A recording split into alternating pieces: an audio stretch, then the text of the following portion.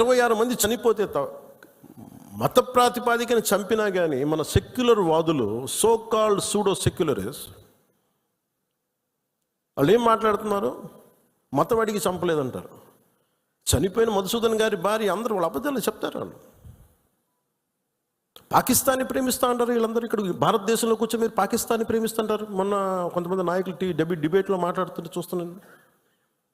మీరు పాకిస్తాన్ అంత ప్రేమిస్తే దయచేసి పాకిస్తాన్కి వెళ్ళిపోండి. ఇక్కడ ఎందుకు? పాకిస్తాన్ మీద మీకు అంత ప్రేమే ఉంటే మాట్లాడుతున్న పోనీ ఏదైనా వీళ్ళందరూ కూర్చొని కాంగ్రెస్ నాయకులు వీళ్ళందరూ, కొంతమంది ఎమ్మెల్సీలు కూడా ఉన్నట్టుగా అనిపించింది నాకు చూస్తుంటే. ముఖ్యంగా సౌత్ నుంచి ఉన్నారు కొంతమంది సీనియర్ కాంగ్రెస్ నాయకులు. కాంగ్రెస్లోనే విభేదం ఉంది. ఇక్కడ మేము వెళ్ళిపోతే మీరు పాకిస్తాన్ని, మీరు భారతదేశంలో దాడి జరిగినప్పుడు భారతదేశానికి నిలబడాలి తప్ప పాకిస్తాన్కి నిలబడతాం మీరు సెక్యులరిజం అంటే అది ఏ ససేమిరా ఎవరు ఒప్పుకోరు. ఇక్కడ ఆ బలం మనం చూపించాలి. మనం ఇందాక పవన్ కళ్యాణ్ గారు మాట్లాడడం చూశాను. ఈ పవన్ కళ్యాణ్ గారు మాట్లాడినప్పుడు ఆయన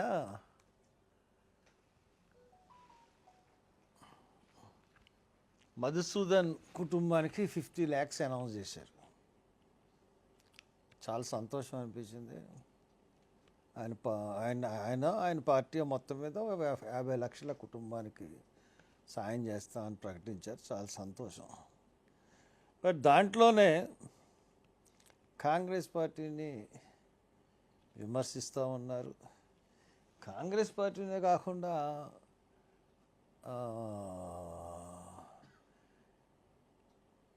అసలు మీరందరూ కూడా దేశం నుంచి వెళ్ళిపోండి అని అంటున్నారు.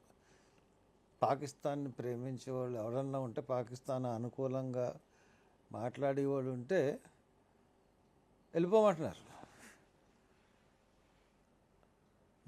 మేము కూడా అదే చెప్తా ఉన్నాం.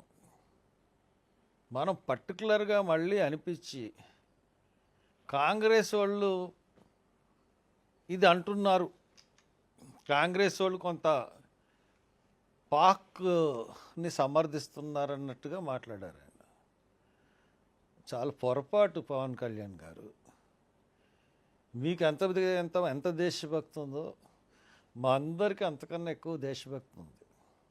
మేము దేశాన్ని ప్రేమిస్తాం అందరం కూడా. ఇప్పుడు పెహల్గాంలో ఒక ఉగ్రత దాడి అయిన వెంటనే prime minister and home minister ఇమీడియట్గా వెళ్ళాల్సిన అవసరం ఉంది. వెళ్ళారు. ద థర్డ్ పర్సన్ ఎవరు వెళ్ళారంటే అక్కడికి రాహుల్ గాంధీ వెళ్ళాడు. అదే రోజున భారత్ సమ్మిట్ అని హైదరాబాద్లో ఒక ఇంటర్నేషనల్ ప్రోగ్రాం ఉంది. దాన్ని పోస్ట్పోన్ చేసుకుని నెక్స్ట్ డేకి డేట్ మార్చుకొని ఆ రోజున సస్పెండ్ చేసి ఆ ప్రోగ్రాన్ని కాశ్మీర్ ఉగ్రవాదులకి కాంగ్రెస్ పార్టీ గవర్నమెంట్ ఏర్పాటు చేసిన ప్రోగ్రాం చేసుకుని ఆయన వెళ్ళి వాళ్ళని పలకరించి రావడం జరిగింది. కాబట్టి కాంగ్రెస్ పార్టీ దేశభక్తిని అసలు మీరు కొంతమంది నాయకులు అంటున్నారు, ఎవడన్నా సరే అగెనిస్ట్గా పాకిస్తాన్కి మాట్లాడితే మీరు పట్టుకోండి. ఎవడో ఒక అస్సాంలో ఒక ఎమ్మెల్యే మాట్లాడారు, ఇమీడియట్గా అరెస్ట్ చేశారు. అలాగా ఎవడన్నా మాట్లాడినప్పుడు డెఫినెట్గా వాళ్ళ మీద చర్య తీసుకోవాలి. దానికి మేము సపోర్ట్, దాంట్లో ఎటువంటి సందేహం కూడా లేదు.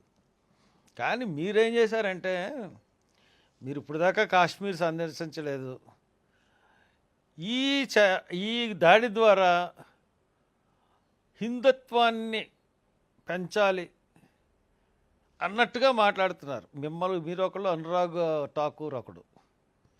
మీ ఇద్దరు స్టేట్మెంట్లు చూశాను. ఎందుకంటే హిందుత్వాన్ని పెంచాలి అన్న రీతిలో మాట్లాడుతూ ఉన్నారు. ఇంకొక విషయం ఏంటంటే, మీరు ఎంత గొప్పోళ్ళు అంటే 23వ తారీఖున 3 రోజులు జనసేన ఈ పెహల్గా మృతులకి పెహల్గా మృతులందరికీ కూడా 3 రోజులు సంతాప దినాలని చెప్పేసి మీరే ప్రకటించారు. 23, 24, 25 మన పార్టీ జెండాన్ని దించుంచండి అని కూడా మీరు ప్రకటించారు.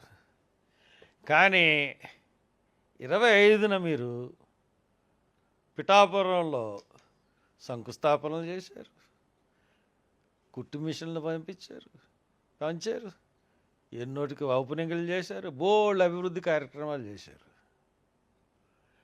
అంటే మరి మీకు దేశభక్తి ఉందా? పహల్గాం వీరుల పట్ల ఏమన్నా నిజమైన ప్రేమ ఉందా? ఆర్భాటమేనా? మనసులో ఏం లేదా మీకు? మీరు సంతాప దినాలను ప్రకటించి మీరే పార్టీ నాయకుడు అయ్యి ఎలా ఉల్లంఘించారండి? సినిమా డేట్లు సరిపోవనా? కాబట్టి మీరు మాట్లాడుతున్నట్టు కాంగ్రెస్ నాయకుల గురించి అని మాట్లాడకండి. ఈ రోజున ఇంకోటి మీరు చెప్పారు, ముస్లిం కానోళ్ళందరినీ ముస్లిమ్స్ కాకపోతే చంపేశారు అది ఇది అని. ఒక ఫ్యామిలీ నేను చూశాను మీ ఆంధ్రజ్యోతి పేపర్లోనే, దాంట్లో ఏమని ఉందంటే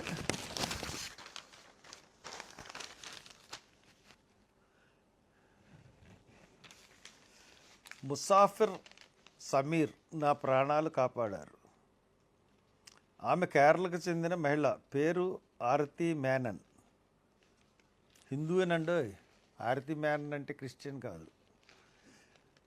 ప్రస్తుతం తన కాశ్మీర్లో ముసాఫిర్ సమీర్ అనే సోదరులు ఉన్నారని ఆమె చెబుతుంది. ఆరతి కూడా పెహల్గాం ఉగ్రదాడి బాధితురాలు. 6 ఏళ్ల వయసున్న 2 కుమారులు తల్లిదండ్రులతో కలిసి బైసారానికి వచ్చింది. తల్లి షీలా మాత్రం దూరంగా కారులో కూర్చుంటే మిగతా వారంతా అక్కడ ప్రకృతి రమణీయతను ఆస్వాదిస్తూ గుర్రపు స్వారీ చేస్తున్నారు.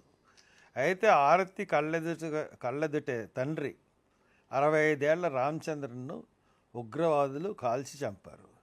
పిల్లలను తీసుకుని భయంతో తాను దారి తెన్ను లేకుండా అడవుల వైపు పరిగెత్తి సురక్షిత ప్రాంతానికి చేరుకున్నానని చెప్పింది. ఇంతటి విషాద సమయంలో తనకు ఏమాత్రం పరిచయం లేకున్నా ముసాఫిర్ సమీర్ అనే 2 కాశ్మీరీ టాక్సీ డ్రైవర్లు ఒక సోదరులా భావించి ఎంతో సాయం చేసి అండగా నిలిచారని ఆరతి చెప్పింది. తన వెంట 2 కలిసి మార్చిడి దాకా వచ్చారని, లాంఛనాలన్నీ పూర్తయ్యేదాకా దగ్గరుండి అన్నీ చూసుకున్నారని, ఎయిర్పోర్ట్ దాకా కూడా వచ్చారని ఆమె వివరించింది. తనకు ముసాఫిర్ సమీర్ 2 సోదరులని, వారిని అల్లా ఎప్పుడు కాపాడాలని ఆరతి భావోద్వేగానికి గురైంది. మీరు ఇంకా మతాల మధ్య గొడవలు పెట్టాలని చూస్తే అక్కడ కాశ్మీర్ ముస్లింలు వేరు, ఇండియన్ ముస్లింలు వేరు కాదు. ముస్లిమ్స్ అందరూ ఒకటే. ఇండియాలో ఉన్న ప్రతి ముస్లిం ఒకటే, పాకిస్తాన్లో ఉన్న ముస్లింలు ఒకటే. ఇండియాలో ఉన్న ముస్లిమ్స్ అందరికీ కూడా దేశభక్తి ఉంటుంది. వాళ్ళు చేస్తున్న ర్యాలీలే మనకు ఆదర్శం. మీరు ముస్లిమ్స్ హిందువులు అని చెప్పేసి కాల్ చేశారని చెప్తా ఉన్నారు. హిందువులని చెప్పి చూసి హిందువులు అంటే కాల్ చేశారు. ఇటువంటి మీరు ఒక ఉప ముఖ్యమంత్రిగా ఉండి ఇటువంటి భావోద్వేగాలను రెచ్చగొట్టే సమయమా ఇది? ఏమన్నా కొంచెమన్నా ఆలోచించారా? పైగా మీ పార్టీ జెండా చూస్తూ ఉంటాను ఎప్పటి నుంచో. క్రిస్టియన్ కంట్రీ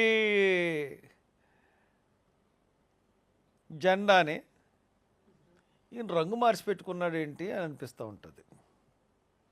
మీరు మీ పార్టీ జెండా ఇజ్రాయెల్ దేశం, అది క్రిస్టియన్ దేశం, జ్యూస్ దేశం. అది ఆ పార్టీ జెండా వాళ్ళది. మీరు దానికి అది బ్లూగా ఉంటుంది, మీరు ఎరుపు రంగు పెట్టుకున్నారు. అక్కడ కూడా క్రిస్టియన్స్ కాపీయే. మీరు మొదటిసారి పోటీ చేసినప్పుడల్లా చర్చిలకు వెళ్ళారు, బాప్తీసాలు తీసుకున్నారు, మాయావతి కాళ్ళ మీద పడ్డారు, అంబేద్కర్ సాష్టాంగ నమస్కారం చేశారు, ఇవన్నీ చేశారు. మళ్ళీ ఇప్పుడంతా సనాతన ధర్మం, లడ్డు మీద వివాదం అయినా కానీ ఎంత చేసినా కానీ పాకా సత్యనారాయణకి ఎంపీ ఇచ్చారు. మీరు ఎంత బీజేపీకి దగ్గర అయిపోయి బీజేపీని మీరు ఓన్ చేసుకుందాం అనుకున్నా కానీ బీజేపీ మిమ్మల్ని దూరంగా పెట్టింది. మీ అన్నయ్యకి నాగబాబుకి ఎంపీ ఇవ్వలేదు, ఎమ్మెల్సీలో కూర్చోబెట్టింది. ఎవరు ఊరు పేరు తెలియని పాకా సత్యనారాయణని తీసుకొచ్చి ఎంపీ చేసింది. దాన్ని బట్టి బీజేపీ మీకు ఎంత గౌరవం ఇస్తుంది అన్నది తెలుసుకోండి, రెచ్చిపోకండి. ఇటువంటి టైంలో మతాల మధ్య చిచ్చు పెట్టి ఏదో హిందుత్వం ద్వారా మీరు లాభం పొందాలి అని అనుకోవడం అవివేకం. అటువంటి చర్యలు కట్టి పెట్టండి పవన్ కళ్యాణ్ గారు. కనీసం ప్రవీణ్ పగడాల గురించి ఎప్పటికైనా మాట్లాడండి.